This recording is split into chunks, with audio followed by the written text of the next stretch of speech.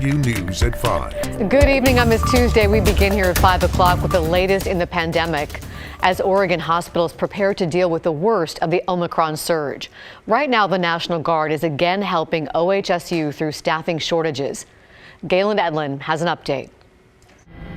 Oregon's biggest hospital system has some new faces on campus. This experience has been great. Specialist Trevor Hoffman with the U.S. Army National Guard is helping OHSU kitchen staff. Working with a skeleton crew. Guard members also helped OHSU in August and September during the Delta coronavirus surge. FEMA has now funded about 100 Guard members to again work non-medical jobs at the hospital and help staff through the Omicron surge. They're exhausted. And you can see it, but you could just see the relief in their faces when they saw us here. We can't say enough just how grateful OHSU is. Banning Hendricks with OHSU says Guard members are freeing up staff who have put in extra hours. This allows them to be able to go home and spend time with their family and take care of themselves. This deployment comes as Oregon hospitals care for more than 1,100 COVID patients, nearing the Delta peak of 1,200.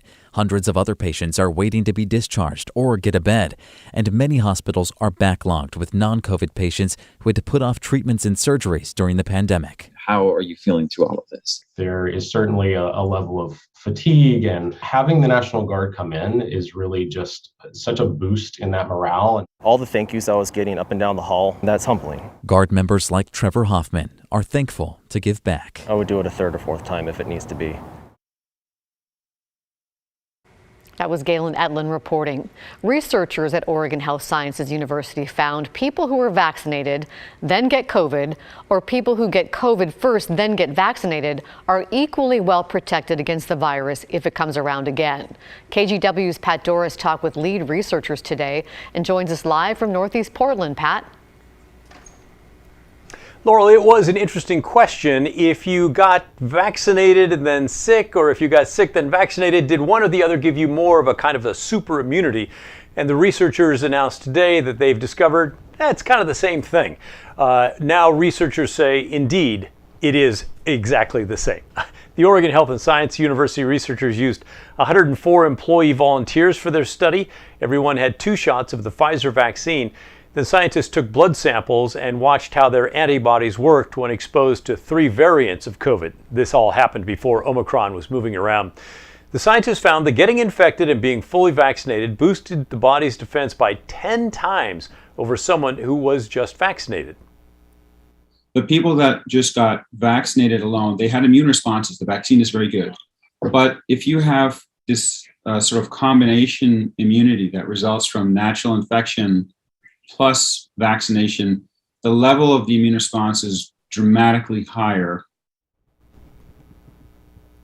So it's kind of like with my nephew Joe, who was fully vaccinated and then still got the COVID virus. Now he kind of has super immunity. Now you wouldn't want to do this on purpose, but if you did have the vaccinations and then you got sick, you would have more mild symptoms.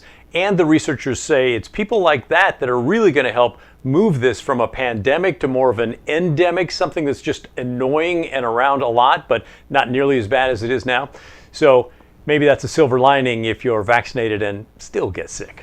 Back to you. That's a really interesting take on all this. Thank you, Pat. A new form of COVID has now been detected in Washington. Researchers are calling it BA2. It's not a new variant, really, but rather a sub-variant of Omicron. So far, it's been detected in 40 countries with 2 cases in Washington. Testing facilities are seeing a rise in the sub-variant, but since it's so new, researchers really still don't know a whole lot about it. Restaurant owners in Washington want people to know they are still struggling because of the pandemic. They met in a Zoom conference with Senator Maria Cantwell to discuss the need for more aid. KGW's Bryant Clerkley spoke with the owner of the Mighty Bowl in downtown Vancouver. And Bryant, he's really dealing with a lot of issues there. That's right. Hey, Laurel, staffing shortages because of Omicron, increases in food and packaging costs, and less foot traffic downtown throughout the lunch hour. Owner Steve Valenta says funding from the Restaurant Revitalization Fund is crucial right now. Here inside the Mighty Bowl in downtown Vancouver, restaurant owner Steve Valenta says the last 2 years have been a struggle. He says the Omicron variant has impacted his business worse than he anticipated. Rising food costs, staffing shortages, and people working from home are all factors that are keeping his business from thriving. What's happening right now is that we're realizing that restaurants, we're out of money now.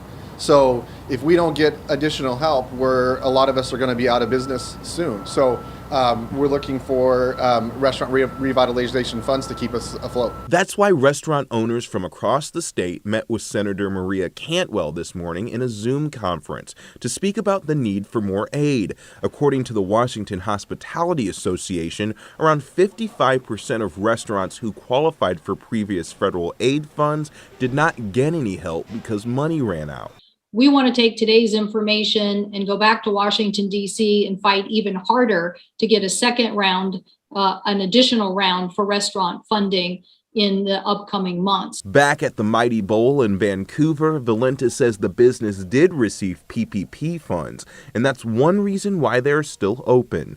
Valenta says from September until December of last year, they saw a 24% increase in food and packaging costs. With more aid, he would be able to cover the debt and lost revenue because of COVID. Whether you've got a mortgage on a building that you own, or whether you're falling behind in your expenses with your vendors, that debt adds up and it builds up, and it's dangerous. It'll shut us down quickly.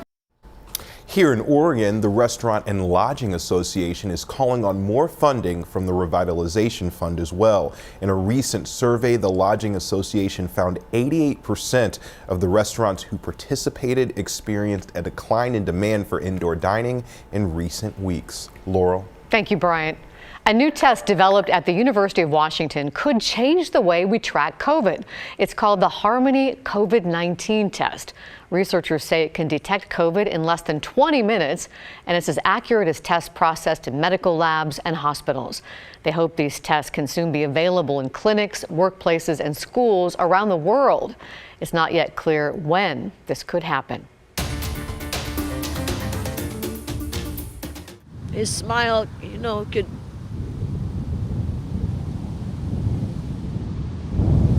melt Mom's heart. Oh, you can just feel the pain there. Tonight we're hearing from a mother who lost her son to gun violence. Police say Aaron Williams was shot and killed over the weekend. Aaron's mother says he had recently fallen on hard times, but he managed to stay compassionate through it all. Mike Benner spoke to the mother and joins us live with more. Mike. Well, Laurel, last year's gun violence has been well documented. We saw unprecedented levels of it. But tell you what, 2022 is off to a violent start as well. About a half dozen people gunned down. The latest is Aaron Williams, whose mom wants justice. Somebody shot him and left him on the side of the road dead and left. Enraged is one way to describe how Keely Williams has been feeling since the shooting death of her son, Aaron Williams. The other is determined. I got up and put 2 feet in front of each other and said, I'm going to do what I need to do. That includes talking with us about Aaron's murder. It's unclear when exactly the 29-year-old was killed, but we know somebody found his body around 11:30 Sunday night near Northeast 82nd in Milton. That person flagged down a police sergeant who happened to be driving by, and that sergeant confirmed Aaron had been shot to death. It's wrong. You don't shoot people and leave them like cattle or pigs that you've hunted. Keely says Aaron had fallen on hard times and was living on the streets. Despite all of that, Keely says Aaron never lost his love for children and animals or his incredible smile. His smile, could melt Mom's heart. And that's what my daughter said this morning. She said, I'm never going to see that smile again. The corner where Aaron was shot happens to be the same area where a handful of people were shot last year. The 2 people killed in that shooting were rappers affiliated with the Wu-Tang Clan. We know we have a gun violence issue. Sergeant Kevin Allen of the Portland Police Bureau points to what happened last year. More than 1,200 confirmed shootings in Portland, 69 people killed, and the violence hasn't stopped. Sergeant Allen says Aaron is the 6th person to be shot and killed this year. He's asking anyone who saw anything out of the ordinary maybe a suspicious person or vehicle, to call authorities. Certainly, there has been a lot of work that's been done by detectives on this case as they're trying to gather information. But when it comes down to it, we need help from the public. Keely Williams hopes someone comes forward with information. There's nothing she wants more than an arrest in the case. I want this person down. I want him handcuffed and taken in and going through the justice system. All right, you may be wondering how Keely could talk with us so soon after Aaron's murder. Well, unfortunately, she's been down this road before, this road of losing a child. She tells us that in the last 5 years, she's lost 2 other sons, one to an infection following a medical procedure and another in a motorcycle crash. Aaron's murder, though, is hitting her differently, and she wants justice. She wants anyone with information to come forward and call police. Laurel. That is just so horribly sad to hear about all of her losses. I want to give her a big hug, and I hope she does get justice. Thank you, Mike.